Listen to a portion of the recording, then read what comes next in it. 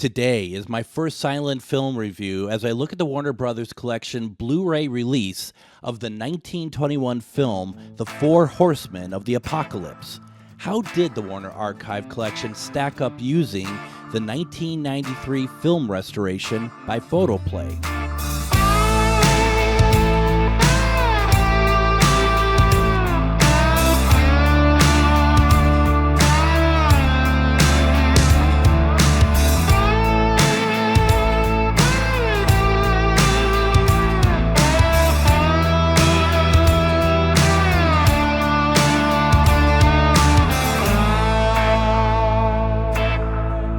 As I go through this review, and maybe this is a Blu-ray that you want to get, please note in the comment section and the description is the affiliated Amazon link. Please use it to get this film. It helps me greatly with my channel. What also helps me greatly with my channel is my Patreon page, as we do a lot of videos, and it starts as low as $3 a month. We do a lot of fun stuff there, as well as putting up my reviews. Every little bit helps me greatly. Please consider doing so. I'm a pretty big fan of the silent film era, but there is much I don't know. And my enjoyment of these films have been coming from excellent restored releases from a lot of studios. So if you're talking about different studios beyond the Warner Archive collection, stuff like Kino and other places, Eureka, these are films that maybe I hadn't purchased or looked at in the VHS days, but knowing that so many of these films are being looked at and restored, that suddenly piqued my interest, and that really got me into collecting more of these. In fact, there are names of films that come from certain studios that I always know it's worth checking out the titles because of the work that goes into them. A big selling point for silent film releases for me is the restoration. Always has been the restoration when it comes to this. There's some things, some films, some TV shows that come out that maybe the restoration isn't as important to me, but when it comes to the silent film era, that's a big part of it, and how the restoration is done. And also, what kind of soundtrack is included with these films. These are big factors to me, and we're going to be talking about those today. You know, the silent film era, and this is going to sound silly, it really looks like it's from its own universe. I've always thought so. I don't know if you've ever thought so, where when we go, there is a gradual changeover in the late 20s into early 30s between silent and talkies, and how people are looking and how films are shot.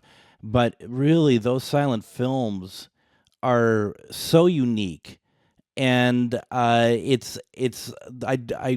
always have time for silent films and their look of the world at that time. And I think this example with the Four Horsemen of the Apocalypse is one that you can really apply that to. Now let's talk about this release itself. Obviously, it's Four Horsemen of the Apocalypse, and it's a one-disc Blu-ray set. The main feature is 134 minutes, and released by the Warner Archive Collection on March 25th, 2025. And it is a 16 by 9 presentation with a 1:3:1 side mats. So it's actually, it's not, the film itself is not 16 by 9, obviously. DTS HD MA 2.0, HD 1080p. The music score is composed and conducted by Carl Davis, and we'll be talking about that as well. Now, talking about the film itself, before we get into restoration, I'm going to be honest, I knew very little about this film. Starting off, I was kind of actually wondering, to be perfectly honest, where it was going. But truthfully, you need to go through the entire film to get to the point, because there is a point to the film, and it's a long film, but once you get to it, I think you're rewarded with it. This is actually The Four Horsemen of the Apocalypse is one of the earliest anti-war films. It becomes a film about World War I, which to me is very moving, mainly because the film itself was made in 1920, released in 1921, and the First World War ended in 1918. It's very fresh, and that hit me very hard. How fresh this was. Who that people who actually probably fought in the war uh, could very well have been in this film, and it's so close. The themes and lessons in this film are abundant. There's a lot going on here. The film has two sides to it, the way I see it: pre-war and post-war. And nothing was the same in post-war. The characters' lives were completely changed. We see that. No one's the same again after it. We also see at the first part of the film, we saw how good and carefree life could be. With people with money, people who had a lot of belongings, a lot of treasures, a lot of things that they held very close. That they were material, opposed to family. Sometimes family would be carted off to the side for the material stuff. And that was something that we saw that was pre-war. But we see a lot of different things, but mostly how war changes everything and how that family dynamic changes when war comes about. The Four Horsemen of the Apocalypse is a visual metaphor throughout. Okay, it's a character named Chernoff shows Julio, played by Rudolph Valentino, and his manservant, as war is coming, that it brings the Four Horsemen of the Apocalypse: war, conquest, famine, and death. And we see it visually, because that's a great way to really represent it in this film. And we see it all in a condensed area of France. I mean, we go between a couple areas of France, but we really see the fighting in one specific area. And the appearance of the Four Horsemen is terrifying. They do a really good job of letting us know, first of all, who the Four Horsemen are, what they cover, what each horseman covers in terms of the apocalypse. And they're used to help demonstrate what's happening during parts of the war, and the appearance conveys the horror of what each of those four horsemen will release. It's pretty incredible. And it's interesting because humanity has never seen war on that scale to that point, where we have planes and where we have machine gun fire. We have all of these at that point, weapons of mass destruction, which unfortunately now is not quite the same. And so calling it the Four Horsemen of the Apocalypse, putting it in that sort of like, this is apocalypse to us, is very apropos, and one that is actually terrifying, especially if you think of it in the mindset of people from that era. And in 1921, I don't know this, is the question more of, are we going to have another war soon? And I don't mean in the late 30s when World War II starts, but, who knows, if people are wondering, if this can happen, what's next? And is it going to happen in a year or so from now? And that idea of the sort of the apocalypse then booming into the swinging 20s is very interesting to me. This was Rudolph Valentino's breakout role. He had been doing film for quite some time, but he became a major star, as many of you know, in his very short span of life. He passed away at the age of 1926. So from the time he actually became a major star with this role in 1921 to 1926, he had made a number of films and made a very big name for himself. And then he passes away. And he made such an indelible mark on Hollywood and filmmaking. The direction of this film is fantastic, with lots of cuts between characters or natural reaction shots. And maybe it's just me, but I feel with a lot of silent films, especially around this time, you get a lot of films that are just, in a sense, a camera set up on a set and you let the action play out. You do get close-ups occasionally, But with this, it felt like this was more natural, but yet to me it was noticeable. Like there is a lot of shots in there that they didn't need to do, but because they did it, it made that scene a lot richer to me. And it just was some silent film, some film from that era can seem very archaic in some ways with the direction, and this is not the case at all. Like I said, some silent films we might feel like we stay on a scene too long, but that's not what happens here. This is truly great direction throughout, and done with a very keen sort of idea of what they wanted to convey through the direction. And if you watch the film, and I hope that you do, if you watch the film, you're going to see that there is some wonderful sets. There's a whole village that's created that is looks very, very nice. I mean, there's a grandeur to, especially when they get to France with the sets. There's a castle. There's all these wonderful set pieces, and I kept wondering how much this film must cost because everything was so lavish designed. Once I get to France, the film starts off in the Argentine, and it's a lot more humble. It's a much smaller start. And from what I can understand, a lot of this great uh, location shooting, including a big castle, was actually done in Griffith Park in Los Angeles, doubling for a few places in France, and it was expertly done. It was truly amazing, and I really enjoyed it because, well, I'm not going to give any away because there's some points on there I thought, well, this must be uh, like on location somewhere. I mean, obviously it is on location, but like actually a small town somewhere. But it's obviously that it isn't, and it's truly wonderful work.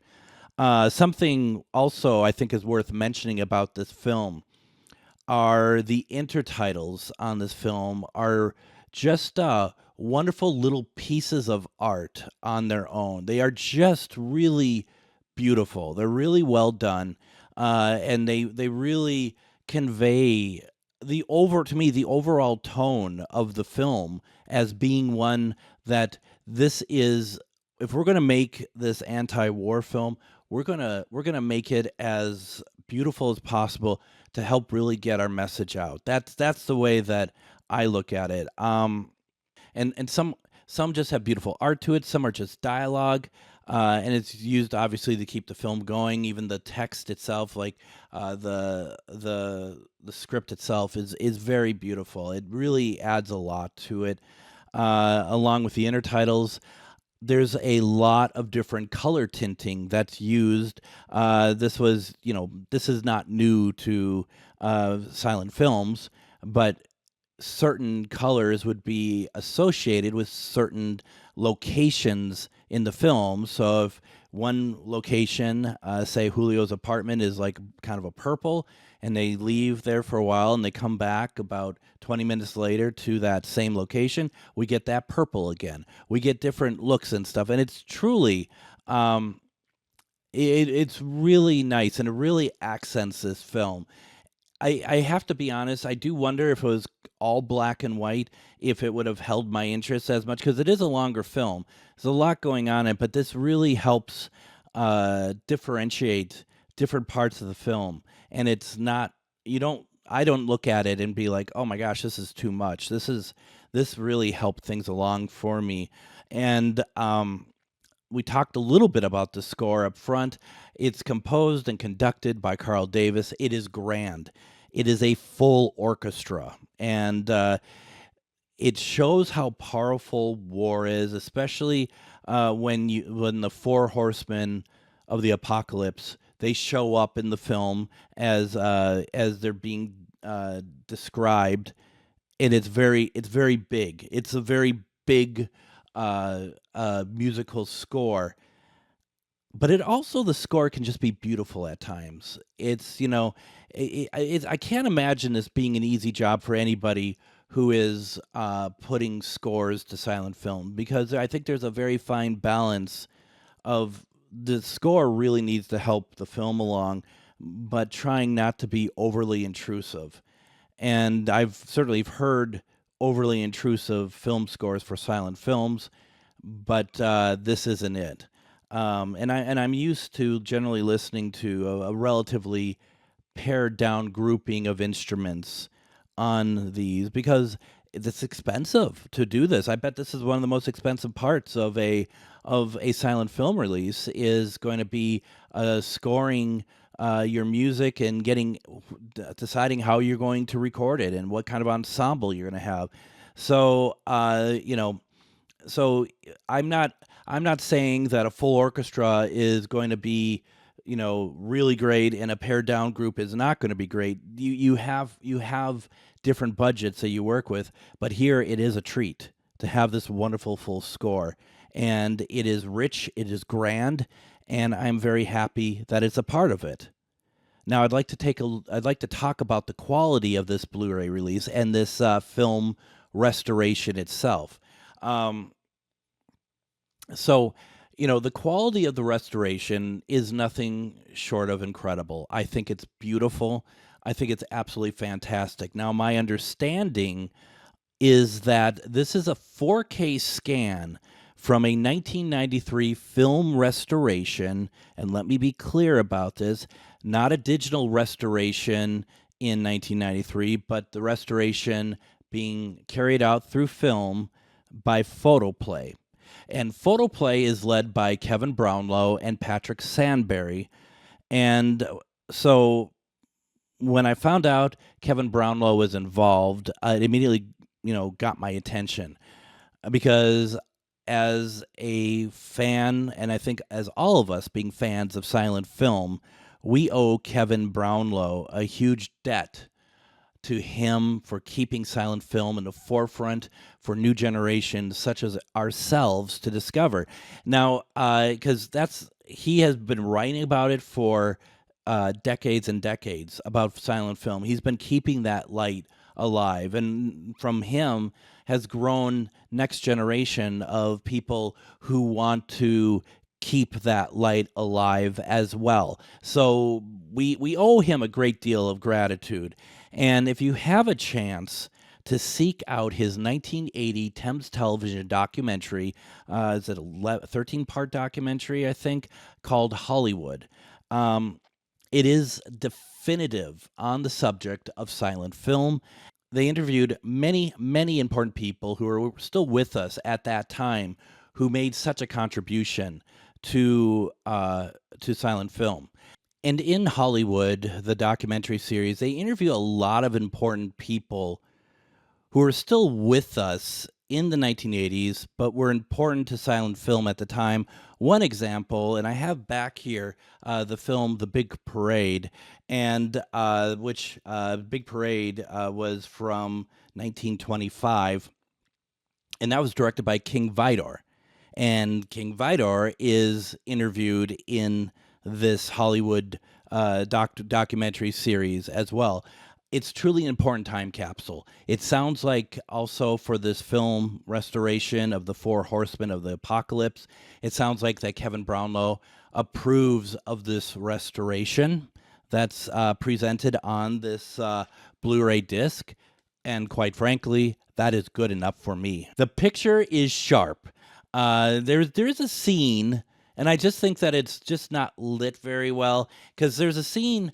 This woman is dancing in the bar that is in France, and I think it's right around the time that everyone's going to war, and the tinting goes from color to black and white. I think that is a directorial concession, but some of that didn't look as sharp to me, where it actually to me was noticeable. But it might be it was flooded with light at the same time, so that might be it as well. Certainly nothing to stop me from wanting to tell people to get this disc, but I did notice it.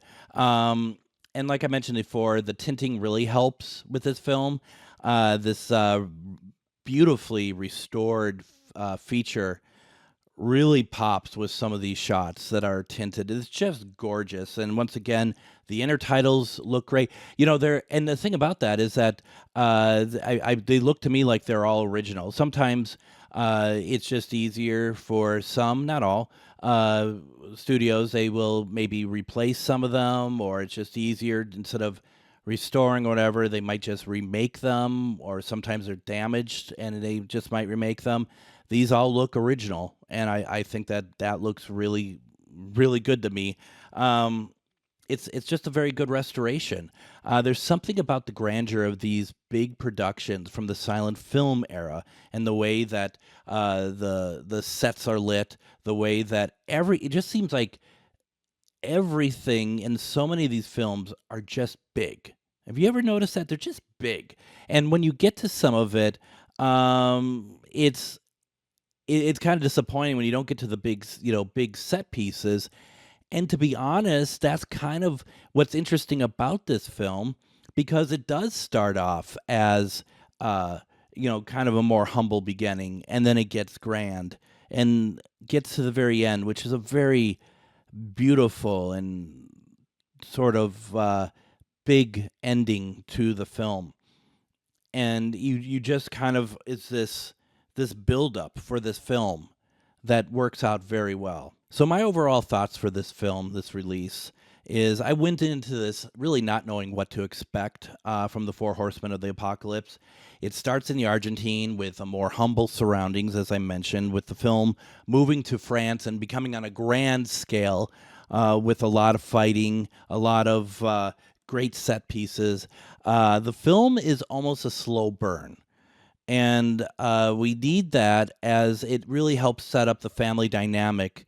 And we see what war does to a family. We see what war does with people who take sides and that they're part of the same family. It's funny, we see films like this that lays it out about losses of war provide, and yet we never learn, right? It's a great film. I say that this is highly recommended. The Warner Archive did a wonderful job of taking a great film, giving it an outstanding restoration based on the 1993 photoplay restoration, and gives us something wonderful. Now, if you're watching this and never seen a silent film before, or not too keen on them, I suggest give this a shot. Give this a watch.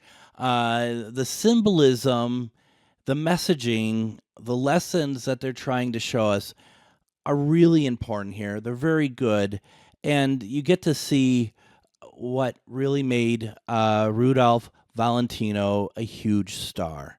Check this out. Get this film and check it out. Now, my next film is the complete TV series Cheyenne. This will be quite the undertaking. I am also working on a video for the London Weekend television series Catweasel, and I am working on my next Doctor Who on BBC Video release, which is The 10th Planet. If you've not checked out any of those Doctor Who on BBC Video releases, please do so. I think you'll enjoy them. There's a lot going on there. Lots to talk about. Hope that you enjoyed it. And if you pick up this release, let me know what you think and where you feel like this sits in the breadth of silent films. Thanks for watching.